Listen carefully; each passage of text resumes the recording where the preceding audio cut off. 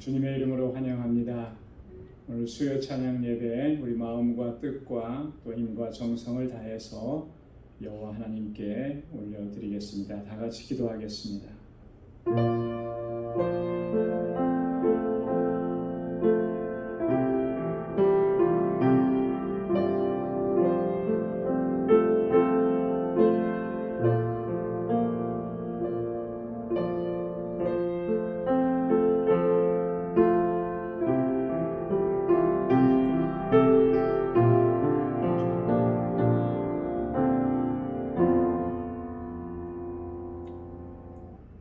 여호와는 나의 산업과 나의 잔의 소득이시니 나의 분깃을 지키시나이다.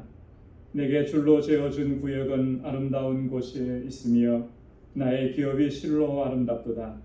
나를 훈계하신 여호와를 송축할지라 밤마다 내 심장이 나를 교훈하도다.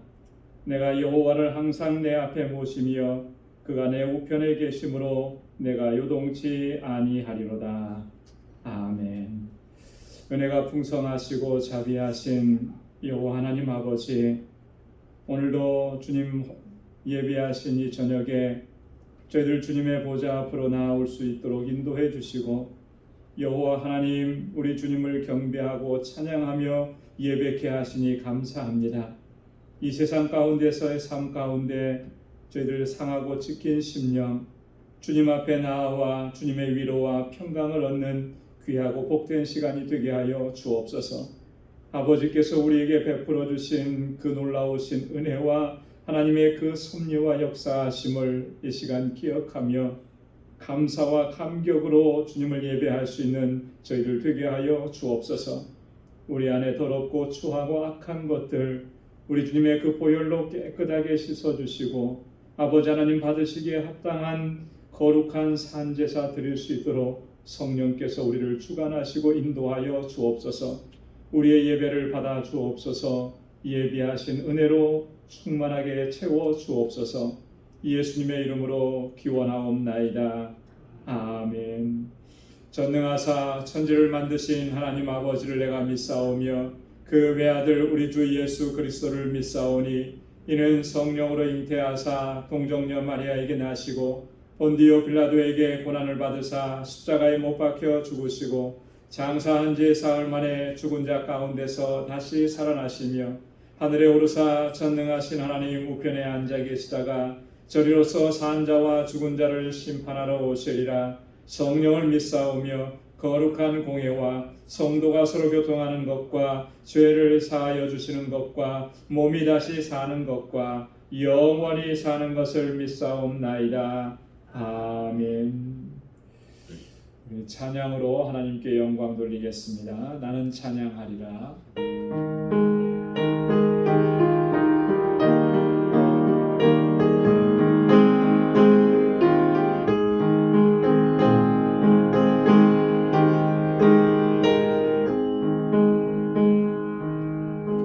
나는 찬양하리라.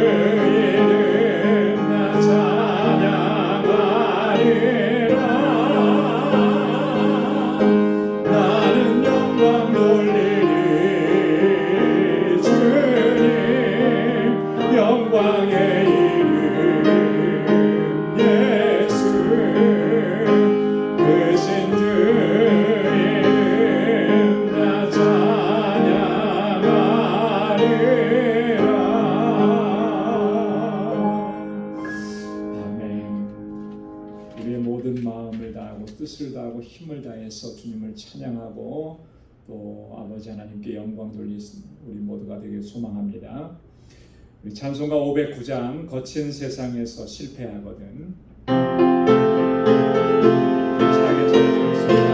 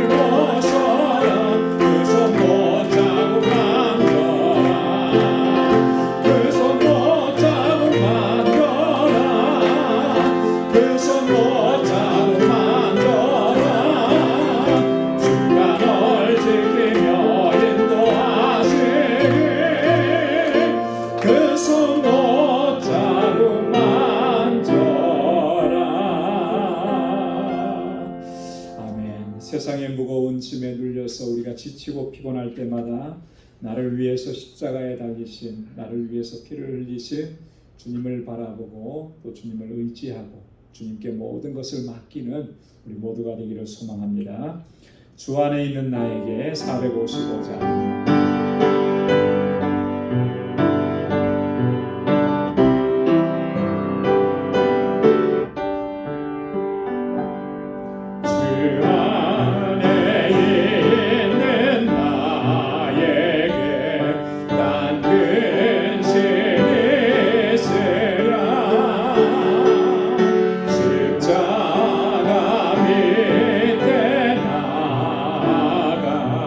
내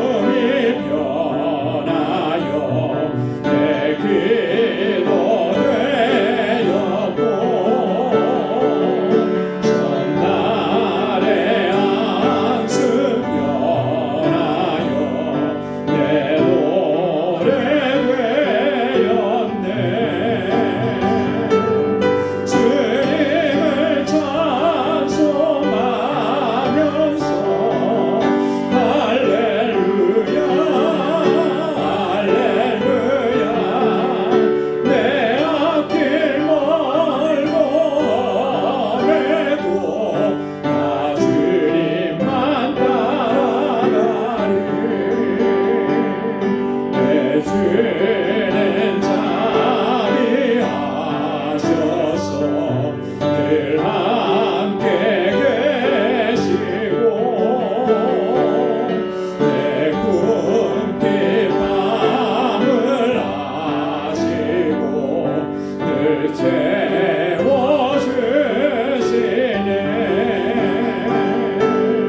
주님을 찬송하면서 할렐루야 할렐루야 내 앞길 멀고 험해도 나 주님만 따라가리. 내 주와 맺은 언약은 영불 변하시니 그 나라 가기까지는 늘 보호하시네. 주님을 찬송하면서 할렐루야 할렐루야 내 앞길 멀고 험해도 나 주님만 따라가리. 주님을 찬송하면서 주님을 찬송하면서 할렐루야 할렐루야 내 앞길 멀고 험해도 나 주님만 따라가리. 아멘. 주님 안에 있으면 그 어떠한 것도 우리를 두렵게 하지 못하고 넉넉히 승리하게 되는 줄로 믿습니다. 우리 함께 다 같이 통성으로 기도하겠습니다. 이 시간 기도할 때 교회를 위해서 기도해 주시고 세우신 주의 일꾼들, 주의 종들을 위해서 기도해 주시고 특별히 우리 주일학교와 유스그룹과 EM을 위해서 함께 기도해 주시기 바랍니다. 또한 우리 교우들을 위해서 기도하실 때 우리 환우들을 위해서 기도해 주시기 바랍니다. 우리 정기범 권사님 수술 잘 되게 하시고 또 회복의 속도도 빠르게 또 해주셔서 너무나 감사하고요. 오늘 저녁에 아까 오후에 제가 카톡을 받았는데 내일 퇴원하신다 그럽니다. 그래서 원래 금요일 날 퇴원하시려고 그러는데 하루 앞당겨진 것 같아요. 참 감사하고요.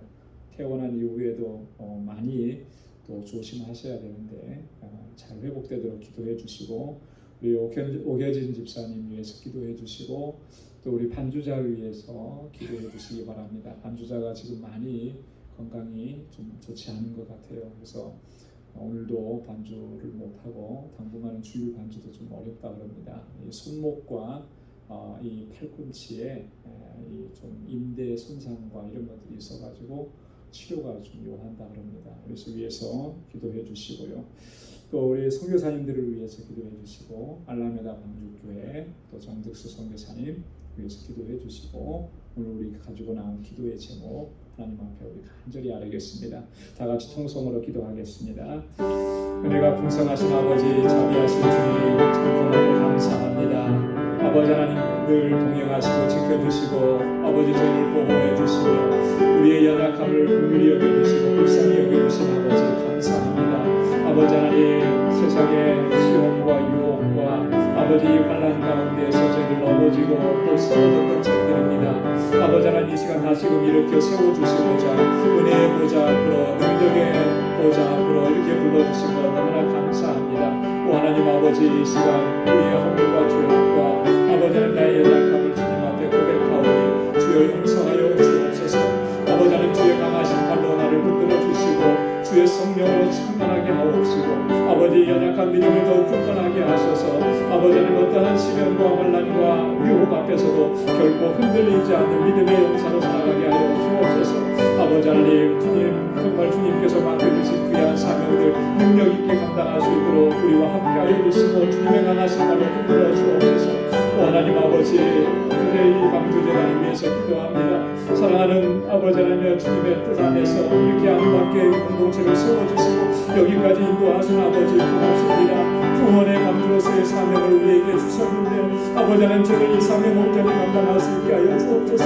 땅끝까지 이르러 증인이 되라고 우리에게 명령하셨는데 아버지 하나님 주님의 증인된 사명을 잘 감당할 수 있게 하여 주옵소서. 아버지 하나님 주께서 찾으시는 영혼들로 아버지 하나님 이 전을 가득히 채울 수 있도록 아버지 하나님 그 한 영혼 한 영혼을 가슴에 품고 아버지 주의 사랑을 전하는 저희를 되게 하여 주시옵소서.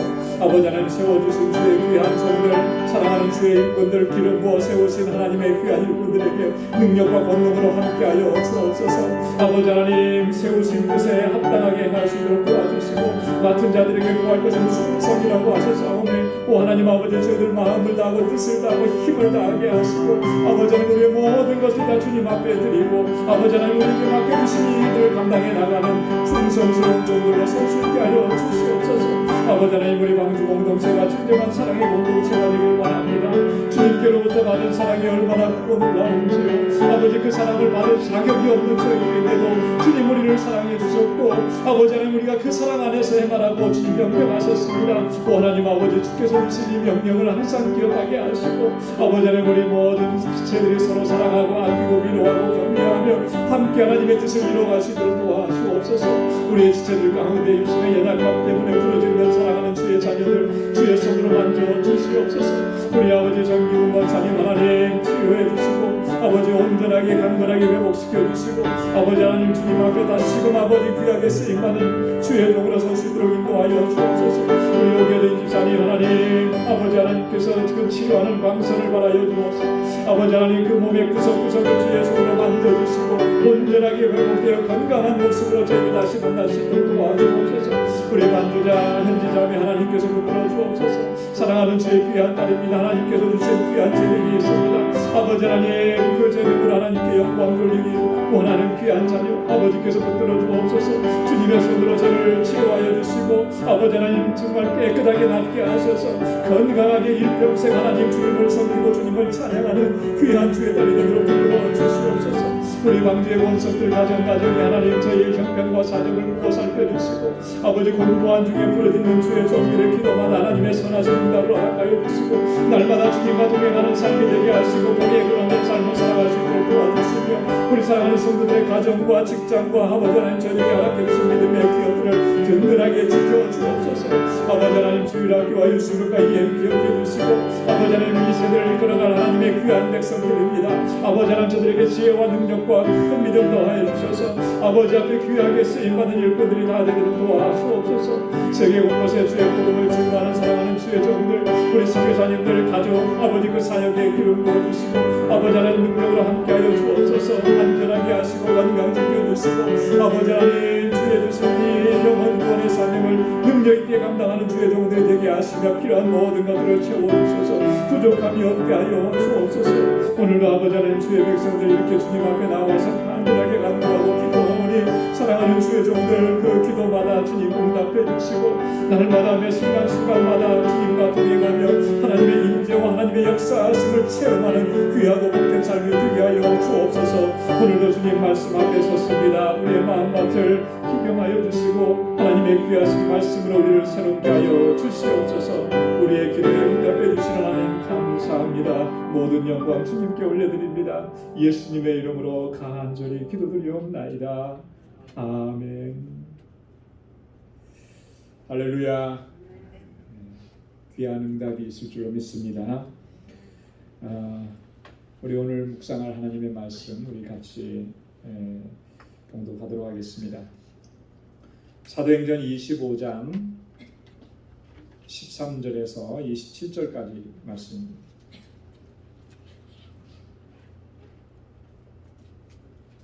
사도행전 제25장 13절에서 27절까지 한 절씩 제가 한 절 여러분 한 절 이렇게 교독하도록 하겠습니다. 수일 후에 아그리빠 왕과 버니게가 베스도에게 문안하러 가이사라에 와서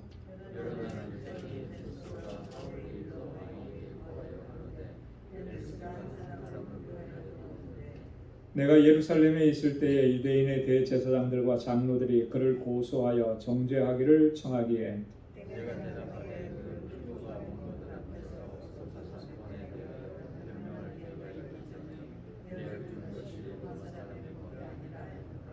그러므로 저희가 나와 함께 여기 오매 내가 지체하지 아니하고 이튿날 재판 자리에 앉아 명하여 그 사람을 데려왔으나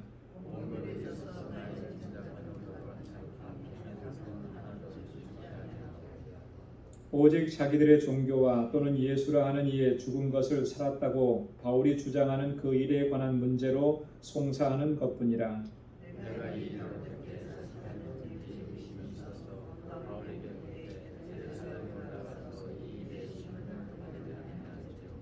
바울은 황제의 판결을 받도록 자기를 지켜주기를 호소하므로 내가 그를 가이사에게 보내기까지 지켜두라 명하였노라 하니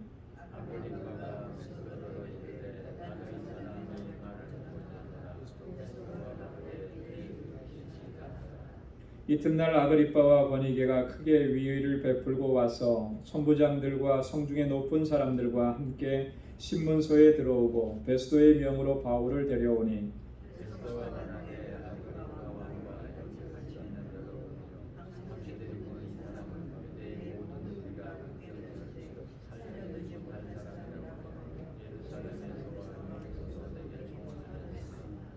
나는 살피건대 죽일 죄를 범한 일이 없더이다. 그러나 저가 황제에게 호소한 고로 보내기를 작정하였나이다.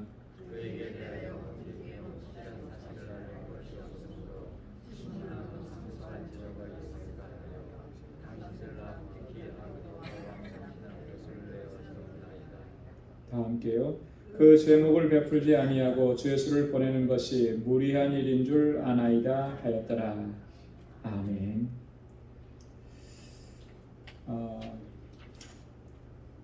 우리가 지난주에는요 25장 1절에서 12절 말씀을 우리가 같이 묵상을 했었습니다. 다 기억하시지요? 네. 제가 뭐 너무 무리한 질문을 했나요? 기억하시리라고 믿습니다.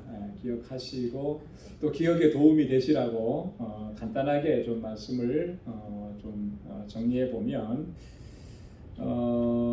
베스도가 신임 총독으로 부임을 해서 예루살렘에 방문을 했었습니다. 그때 예루살렘에 방문했을 때 대제사장들과 장로들, 유대인들이 바울을 베스도에게 고소했었죠. 베스도에게 고소하면서 바울을 이곳으로 좀 데려와서 우리 여기서 재판을 좀 받게 해달라 이런 요청을 한 거예요. 근데 그 뒤에는 바울을 몰래 암살하고자 하는 그런 계획을 또 세웠었다 그랬죠. 그런데 이런 계획들이 수포로 돌아갔습니다. 왜냐하면 베스도가 그들의 요청을 이런 지하에 거절한 거예요. 너희가 송사할 일이 있으면 어떻게 하라고요? 가이사라에 가서 해라. 바울을 너희가 송사하는 바울 그도 가이사라에 있고 나도 조만간에 다시 돌아갈 거니까 그때 내가 재판을 열어줄 테니까 거기서 송사하고 재판을 하자. 이렇게 해서 일축해 버렸습니다. 자, 만약에 베스도가 그들의 말을 들어줬다면 만약에 그죠? 만약에 그랬다면 바울이 어떻게 됐을까? 그러면 어떻게 됐을 것 같아요? 죽었을까요? 바울이 죽는 건 하나님의 뜻은 아니죠. 그죠? 아마 어떤 방식으로든지 하나님께서 또 바울을 건져냈을 거예요. 그죠? 그렇지만 상당히 위험한 상황이 되는 것은 분명했겠죠. 그죠? 이런 계획들을 바울을 죽이고자 하는 그런 계획을 세워놨었기 때문에 자 그리고 나서 이제 가이사라로 베스도 총독이 내려왔습니다. 유대인들도 따라서 내려왔고 그래서 유대인들이 바울을 고소했어요. 그런데 고소는 많이 했는데 그럼 뭘 고소하려고 하면은 증거가 있어야 되잖아요. 근데 증거가 하나도 없는 거예요. 자기들이 한 말을 증명해 보일 수 있는 게 하나도 없었습니다. 그러나 반대로 바울은 어땠습니까? 적극적으로 자신의 무죄를 변론했다라고 하는 거죠. 자, 이 정도 하고 나니까 베스도가 판단이 쓴 거예요. 총독 정도 되는 사람이라면 이 정도 판단력은 있는 거죠. 그래서 여기서부터 이후로는 이 바울이라고 하는 사람이 죄를 지은 사람이 아니구나. 이렇게 재판을 받을 만큼 죄를 지은 사람은 아니다라고 하는 그런 자기 심중의 판단을 내리고 있었다라고 하는 것을 알 수 있죠. 그러니까 이 베스도가 뭐 로마법으로는 이 사람을 처형할 수 없는데 또 한편으로는 자기의 이익을 생각하면 유대인들의 환심을 좀 사야 하는 게 있는 거예요. 자, 이 사이에서 베스도가 바울에게 한 가지 제안을 하나 하죠. 그게 바로 예루살렘으로 올라가서 내가 재판을 받겠느냐. 자, 이렇게 되면 굉장히 합법적으로 하는 거예요. 그죠? 합법적으로 하고 자기가 어떤 법에 저촉받는 일도 없고 그러면서 자기가 목적했던 유대인들의 환심도 사고 이런 일들을 생각하면서 이제 이렇게 얘기했죠. 자, 그때 바울은 단호하게 그 제안을 거절했습니다. 내가 가이사 앞에서 재판을 받겠다. 바울이 이렇게 단호하게 이야기할 수 있었던 것은 하나님께서 주신 말씀 때문에 그런 거예요. 그죠? 여러분, 하나님께서 바울에게 어떤 말씀을 주셨다 그랬죠? 내가 예루살렘에서 나의 일을 증거한 것 같이 어디에서도 로마에서도 증거하리라. 증거하게 될 것이다. 하나님 이렇게 말씀해 주신 거예요. 그 말씀이 있었기 때문에 또 바울은 그 말씀을 확신했기 때문에 단호하게 이렇게 얘기할 수 있는 거죠. 내가 로마로 가게 되면 내가 살 것이다 뭐 이런 생각한 게 아니에요. 나에게 주신 소명인 거죠. 소명. 내가 감당해야 될 사명. 그건 하나님께서 직접 주셨다라고 하는 거예요. 이 하나님의 말씀에 대한 확신이 있으니까 그 하나님의 말씀을 신뢰하니까 이렇게 담대하게 이야기할 수가 있었다라고. 자, 여기까지가 이제 지난주에 말씀을 간단하게 요약을 한 것이고요. 오늘 13절부터 27절까지 말씀은 크게 두 부분으로 나눠집니다. 이 아그리빠라고 하는 왕하고 버니게가 베스도를 방문해서 이 일의 자초지정을 듣는, 바울에 관한 자초지정의 얘기를 듣는 것이 13절부터 22절까지 내용이고요. 또 23절에서 27절까지는 바울이 불려 나와서 지금 아그리빠 왕 앞에 서게 되는 그런 장면, 이렇게 비록 둘로 나눠져 있습니다. 자, 먼저 13절부터 22절까지 말씀을 보면요.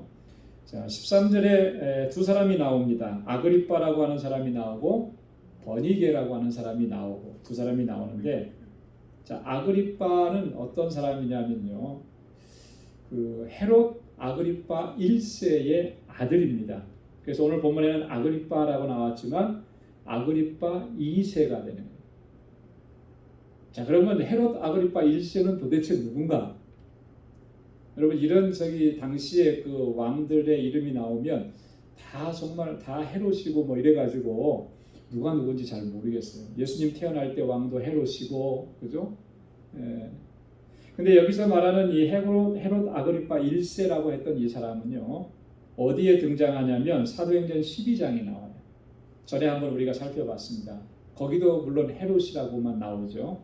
근데 그 사람이 이제 헤롯 아그리빠 1세인데 이 사람이 마지막에 처참하게 죽었어요. 어떻게 죽었다고 했냐면 충이 먹어서 죽었다 그래요. 충이 먹어서.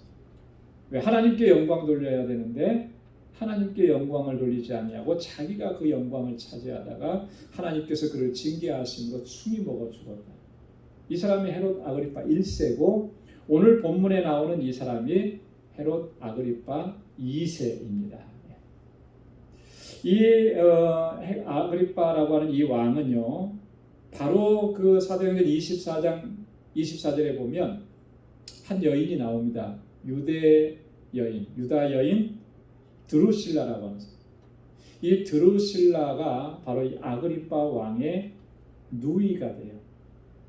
남매지간이라고 하는 거죠.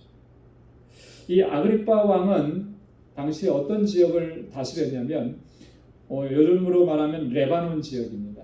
레바논 지역을 다스리고 또 갈릴리 지역, 갈릴리 호수가 있는 그 지역, 예수님께서 활동하셨던 지역이잖아요.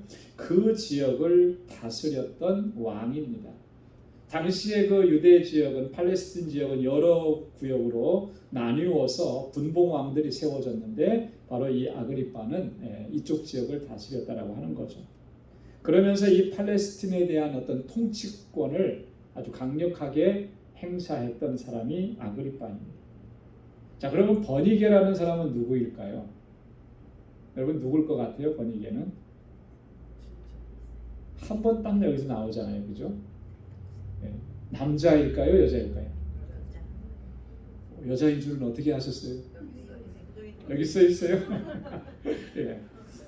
이 버니게라고 하는 사람은 여자인데요. 이 아그리빠 왕의 누이 동생이에요. 누이 동생.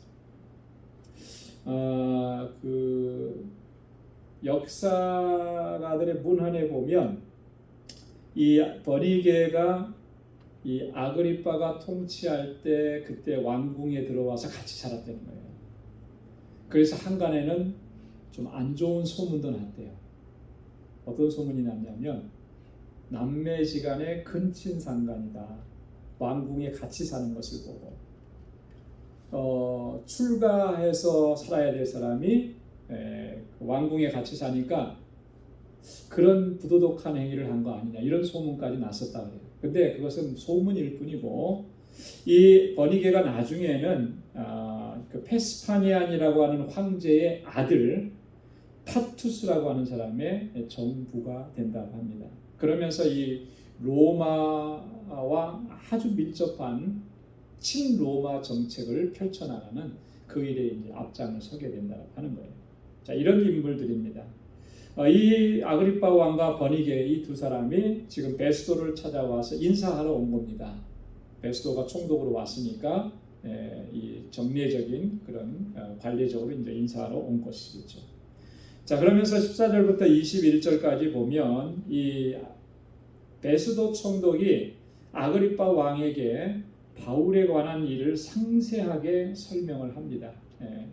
그가 부임해서 바울에 대해서 뭐 자세하게 알지 못하지만 그래도 지금까지 확인한 바에 대해서 또 재판도 했고 했으니까 바울에 대해서 쭉 얘기를 하는데 여기서 한 가지 이제 좀 생각해 볼 것은 뭐냐면 베스도가 다른 정치적인 현안 문제 다른 거 다 얘기할 것도 많았을 텐데 왜 유독 바울에 관한 얘기를 아그리빠 왕에게 이렇게 길게 했을까?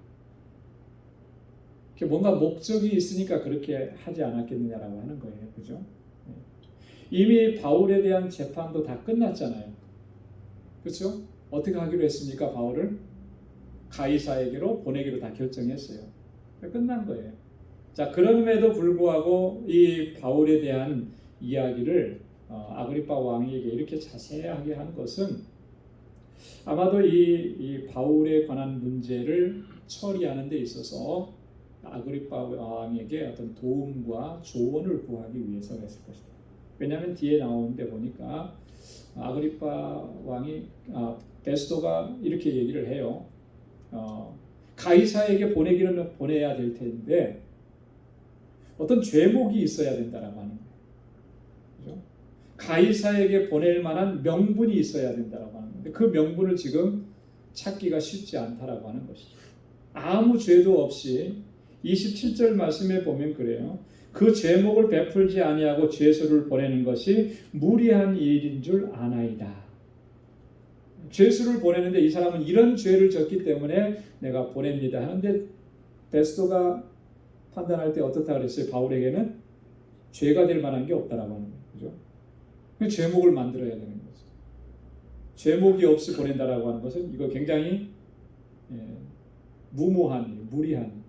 그래서 이걸 어떻게 해결했으면 좋겠는가라고 하는 것을 조언을 듣기 위해서 자세하게 어쩌면 그렇게 설명을 했을 것이다. 우리가 그렇게 추정을 해볼 수가 있는 것입니다. 자, 14절부터 또 17절까지 말씀을 보면 바울에 대한 재판을 열기까지 그 과정을 쭉 설명합니다. 14절에서는 벨릭스가 한 사람을 구류에 두었었습니다. 그 한 사람이 바로 바울입니다. 이렇게 얘기하는 거죠. 벨릭스 총독, 그러니까 베스도 총독의 전임자예요. 얼마 동안 바울을 구류해 두었다 그랬냐면 2년 동안이나 구류해 두었다. 죄도 없는 사람.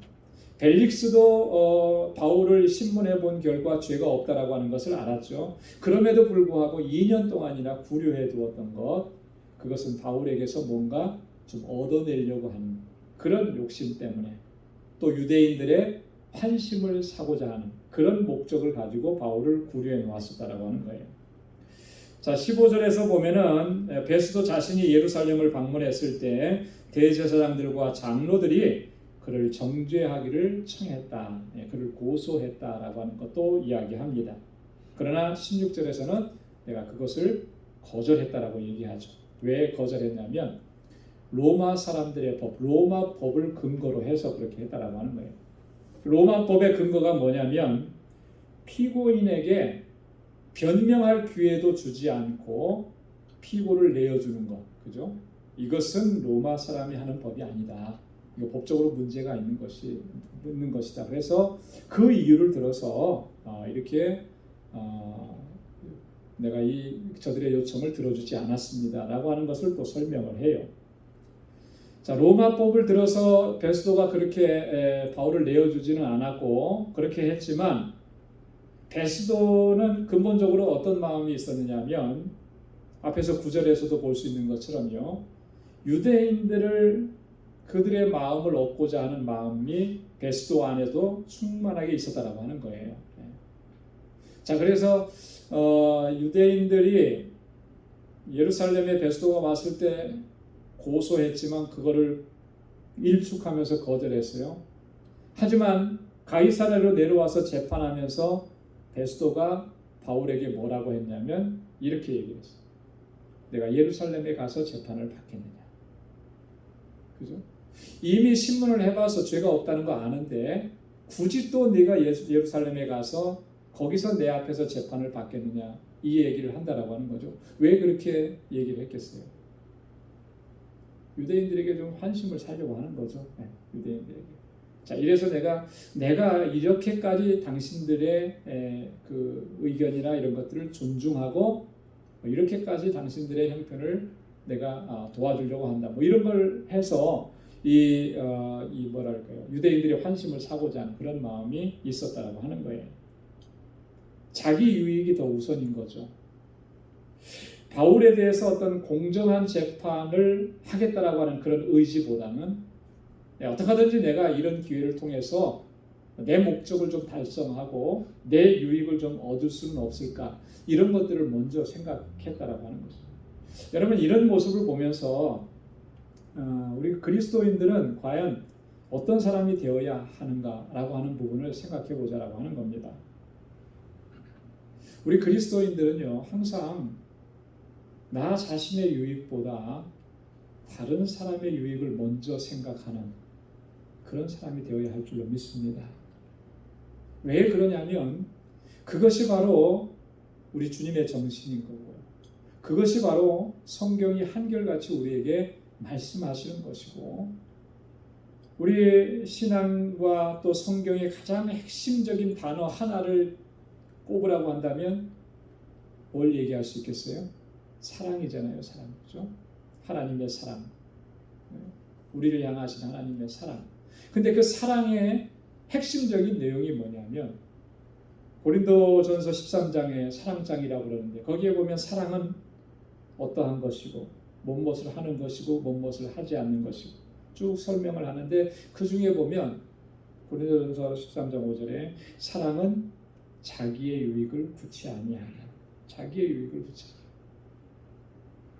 우리 그리스도인들은 사랑의 사람들입니다. 왜냐하면 하나님께로부터 사랑을 받았기 때문에. 주님께서 자신을 내어주시면서까지 우리에게 사랑을 베풀어 주셨고 또 명령하셨습니다. 내가 너희를 사랑한 것 같이 너희도 서로 사랑하라. 근데 그 사랑의 핵심적인 내용 중에 하나가 뭐냐면 자기의 유익을 구치 않는, 내 유익을 구치 않는다면 누구의 유익을 구하는 것이겠습니까? 당연히 상대방의 유익을 구하는 것이죠. 이게 사랑인 거예요. 이게 그리스도의 정신인 것이고, 그래서 오늘 우리 그리스도인들은 나의 유익보다 어떤 일들이 있었을 때 이것이 정말 내게 유익이 되는 것인가, 아니면 내가 다른 사람을 유익하게 하려고 하는 것인가, 이걸 진지하게 생각을 해봐야 돼요. 내 유익을 구하는 것이었다면 그것은 이렇게 밀어놔도 괜찮습니다. 이것이 상대방의 유익이 저 사람의 유익이 되는 일이라 그러면 그건 적극적으로 우리가 최선을 다해야 하는 것이죠. 그것이 하나님께서 우리에게 기대하시고 원하시는 하나님의 뜻인 줄로 믿습니다. 18절부터 19절까지 보면 유대인들의 고소 내용에 대한 그 베스도의 생각입니다. 18절에 보면 원고들이 서서 나의 짐작하던 것 같은 악행의 사건은 하나도 제출하지 않고, 아마도 베스도가 그렇게 생각한 것 같아요. 유대인들이 막 고소하니까, 여러분 이렇게 조용하게 뭐 이렇게 고소했겠습니까? 정말로 막 화가 나고 소리 높여가면서 이렇게 쳐들어왔었겠죠. 그러면서 여러 가지 뭐 바울에 대해서 얘기를 했겠죠. 그러니까 베스도의 생각에는 아마도 이 바울이라고 하는 사람이 대단한 뭐 죄를 졌나 보다 이렇게 생각을 했을 거예요. 그 대단한 죄라고 하는 것, 악행의 사건이라고 하는 것은 이런 것들이었을 겁니다. 선동한다든지 폭행한다든지 아니면 살인죄를 졌다든지 뭐 이런 것들을 이런 잘못을 했기 때문에 저 사람들이 이렇게 고소하나 보다, 아마 베스도는 그렇게 생각을 했을 거라는 거예요. 그런데 그런 악행의 사건들에 대해서는 어떠 하나도 증거를 대지 못하고 그런 것이 없었다라고 하는 거예요. 그렇기 때문에 유대인들이 이렇게 바울을 고소한 내용들을 보면 로마법으로는 이게 문제가 되지 않는다라고 하는 거, 베스도는 이미 이때 다 마음의 판단을 다 내렸다라고 하는 것을 알 수가 있죠. 19절에 보면 자기들의 종교와 또는 예수라 하는 이의 죽은 것을 살았다고 바울이 주장하는 그 일에 관한 문제뿐이다. 베스도가 자기가 생각했던 그 악행의 사건은 없고 그저 자기들의 종교에 관한 문제고, 바울이 지금 예수에 대해서 얘기하는데 그 예수라는 사람이 죽었다가 다시 살아났다고 한다. 이거는 종교적인 문제다라고 하는 거예요.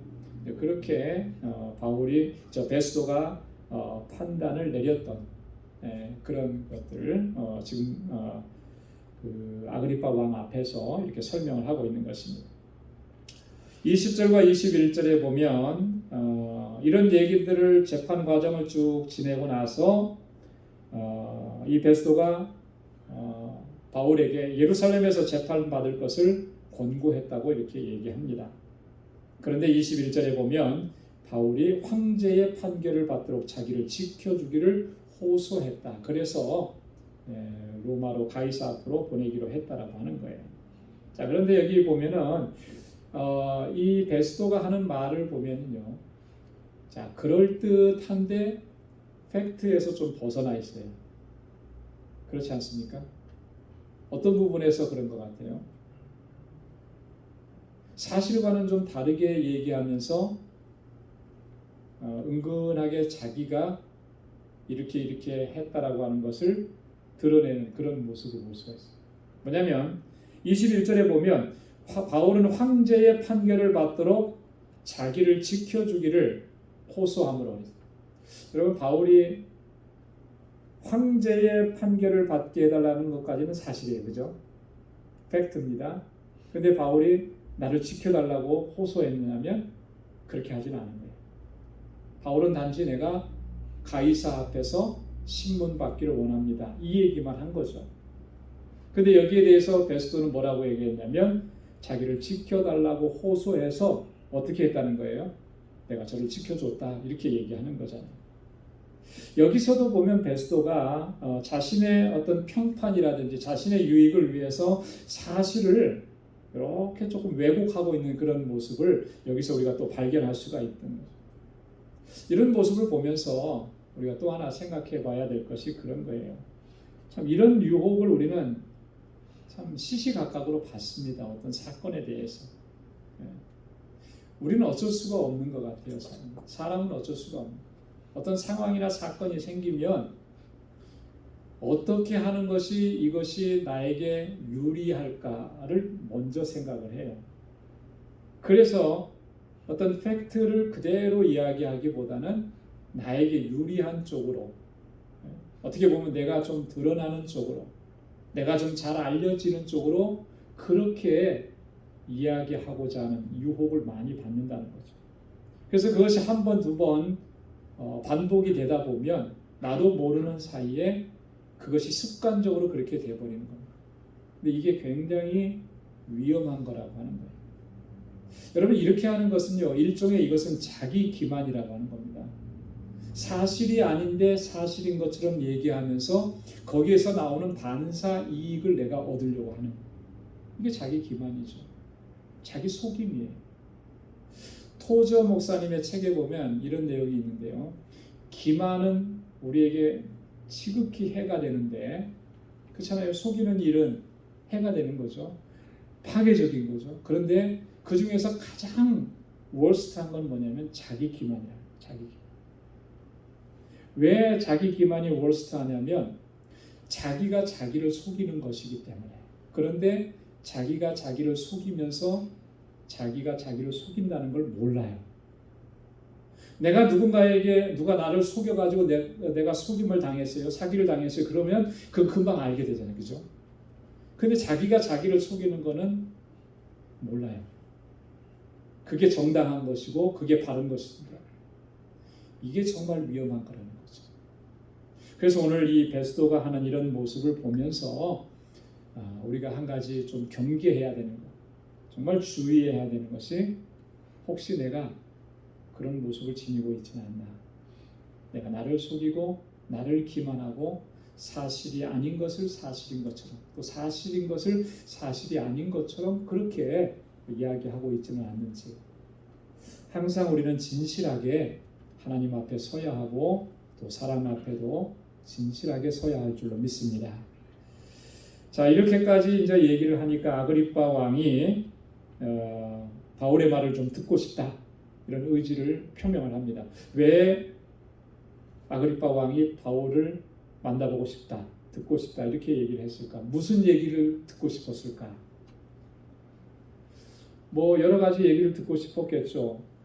근데 아마도 바울이 말한 이 죽은 자의 부활에 대한 이야기를 더 듣고 싶지 않았을까? 그렇게 추정을 해봅니다. 왜냐하면 여러분 26장으로 넘어가면 바울이 아그리빠 왕 앞에서 변론하는 내용이 쭉 나옵니다. 근데 이때 그 바울의 변론은요, 그냥 단순하게 자신을 변호하는 내용이 아니라 아그리빠 왕에게 진리를 선포하는 거예요.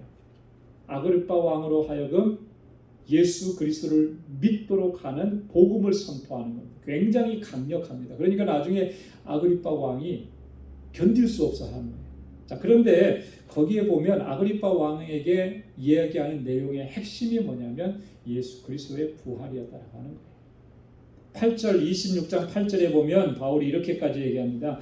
당신들은 하나님이 죽은 사람 다시 살리심을 어찌하여 못 믿을 것으로 여기시나이까?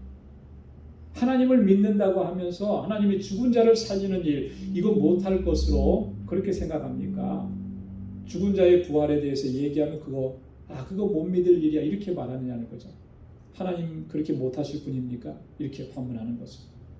또 26장 23절에 보면 곧 그리스도가 고난을 받으실 것과 죽은 자 가운데서 먼저 다시 살아나사 이스라엘과 열방에게 빛을 선전하시리라 함이니이다 하니라. 자, 바울은 여기서 그리스도께서 죽은 자 가운데서 다시 살아나셔서 이스라엘과 이방인에게 빛을 보여주셔서 참빛, 생명의 빛을 전해주셨다, 담대하게 증거하는 거예요. 자, 그러니까 아그리빠 왕이 뭘 듣고 싶어 했었는지를 여기서 우리가 짐작을 해볼 수 있다고 하는 것이죠. 자, 그래서 이렇게 얘기하니까 23절부터 27절까지 보면 이제 결국 바울이 아그리빠 왕 앞에 서게 됩니다. 23절에 보면 아그리빠와 버니게가 크게 위의를 베풀고 또 베스도는 명을 내려서 바울로 하여금 나오게 합니다. 위의를 베풀었다라고 하는 것은요, 과시했다, 나타냈다, 드러냈다라고 하는 거예요. 헬라어로 판타시아라고 하는 거예요. 판타시아. 아그리빠와 버니게가 자신들의 지위라든지 또 이런 장엄한 의식을 통해서 자기들의 위세를 이렇게 나타내려고 했다라고 하는 것을 우리가 알 수가 있습니다. 자, 24절부터 27절까지 다시 한번 베스도가 이 재판 과정을 소개합니다. 24절에서는 유대인들의 고소 내용을 한 번 더 얘기하죠. 이 사람은 모든 무리가 크게 외치되 살려두지 못할 사람이라고 하여 예루살렘에서와 여기서도 내게 청원하였으나, 이 사람은 누구냐면 바울이에요. 그죠? 유대인들이 바울에 대해서 뭐라고 얘기했냐면 이 사람은 살려두지 못할 사람이다. 자, 이 표현을 보면 자, 유대인들이 바울에 대해서 얼마나 악한 감정을 가지고 있고 적개심을 가지고 있는지를 우리가 여기서 다시 한번 또 확인할 수가 있죠. 자, 이런 고소 내용이 있었음에도 불구하고 바울이 판결한 내용을 25절에 얘기합니다. 베스도는 나는 살피건대 죽일 죄를 범한 일이 없더이다. 그러나 저가 황제에게 호소한 거로 보내기를 작정하였나이다. 자, 판결을 내려서 보니까 유대인들이 말하는 것처럼 바울이 죽일 죄를 범한 거 아니더라라고 하는 거예요.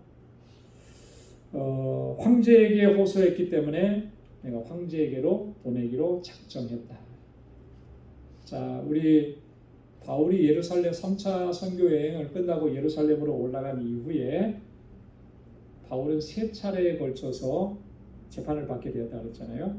제일 먼저는 사내드린 공회에서, 두 번째는 벨릭스 총독 앞에서, 그리고 세 번째는 베스도 총독 앞에서. 자, 그런데 이 세 번의 재판에서 바울은 유죄 땅땅땅 이렇게 결론이 난 적이 있습니까? 없어요. 그죠? 다 무죄였어요. 물론 사내들인 공회에서는 재판을 제대로 하지 못했죠. 그래서 소동이 일어났죠. 벨릭스가 그것을 재판했을 때 무죄라고 선언해요. 그래서 그냥 2년 동안이나 구류해둬요. 베스도도 마찬가지예요. 무죄가 증명이 됐어요. 그럼에도 불구하고 바울은 석방돼서 자유의 몸이 되지 못했습니다. 그리고 나서 로마 황제 앞에까지 가게 되는 거예요. 물론 황제 앞에 가서 재판을 받았다라고 하는 기록은 없습니다. 황제 앞에 가서 재판을 받는 게 궁극적인 목적이 아니었기 때문에. 그렇잖아요. 사도행전은 바울이 로마에 가서 로마에서도 복음을 증거한 일로 마무리가 지어지는 거예요. 로마에 가는 목적이 뭐였느냐? 복음을 전하기 위해. 하나님께서 이 계획을 세워놓으셨고 바울로 하여금 그렇게 하게 하시기 위해서 이런 모든 과정들을 특별한 섭리와 계획 가운데에서 인도해 가셨다라고 하는 거예요. 지난번에도 말씀을 드렸듯이 바울에게 일어난 일들을 보면은 어떻게 보면 굉장히 억울한 일들이 많아요. 그죠? 그렇지만 그 억울해 보이는 그 일들을 통해서 하나님께서는 어떤 일들을 행하셨느냐? 복음이 전해지는 일을 행하셨고 하나님께서 구원하시고자 하시는 그 영혼들에게 하나님의 생명의 말씀이 전해지는 그 일들을 행하셨다라고 하는 거예요. 그래서 우리가 어떤 사건이나 상황을 바라볼 때 겉으로 드러난 것만 보면서 우리가 낙심하고 절망한다든지 또 좋아하고 기뻐한다든지 그렇게 해서는 안 된다. 그 이면에 흐르는 하나님의 섭리와 뜻하심과 하나님의 역사하심을 볼 수 있는, 깨달을 수 있는 그런 눈과 지혜가 우리에게 필요한 줄로 믿습니다. 그렇기 때문에 아주 절망적인 상황 속에서도 우리가 절망하지 않는 것은 그런 하나님의 뜻을 발견했기 때문에 그런 거예요. 그런 하나님의 섭리를 깨달았기 때문에 그런 것입니다. 지금 내가 어떤 고난이 있고 지금 어떤 내가 환난이 있고 지금 내가 어떤 사업에 실패를 했고 뭘 하려고 하는데 잘 안 되고 그런 것들이 나를 절망시키는 것이 아니라는 거예요. 그걸 통해서 하나님께서는 하나님의 뜻을 이루어 가시는 거예요. 내게 유익하고 내게 선한 것들을 하나님 이루어 가신다고 하는 거죠. 그런 하나님의 섭리와 뜻을 볼 수 있는 눈이 저와 여러분들에게도 있기를 소망합니다. 26절과 27절 마지막에 보면 베스도가 바울을 아그리파 왕 앞에 세운 목적을 여기서 우리가 확인할 수가 있어요. 아까 우리가 처음에 한번 확인했죠. 왜 베스도가 바울에 대한 얘기를 이렇게 아그리파 왕 앞에서 상세하게 얘기를 했나? 26절에 보면은 아주 정확하게 설명을 합니다.